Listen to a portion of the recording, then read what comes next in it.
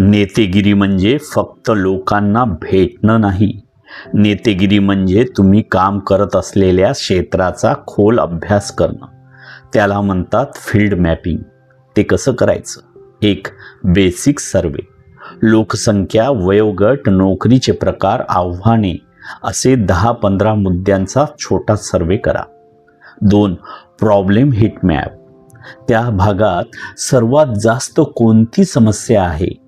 पाणी, रस्ते, आरोग्य, शिक्षण, सुरक्षितता यांच्या आधारावर प्राथमिकता सूची तयार करा. 3, पॉवर स्ट्रक्चर मॅपिंग.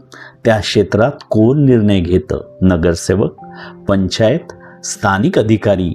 हे माहिती असलं की फॉलोअप सोपं होतं.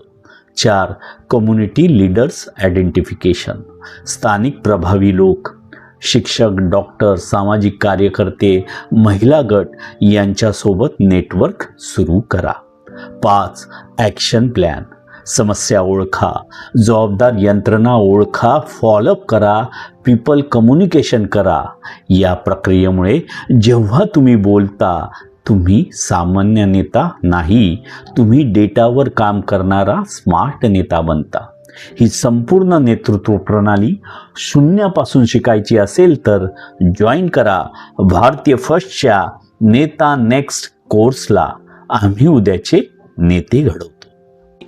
भारतीय फर्स्टच्या नेता नेक्स्ट आम्ही उद्याचे नेते घडवतो या कोर्सला जॉईन करा आणि राजकारणात आपला ठसा उमटवा.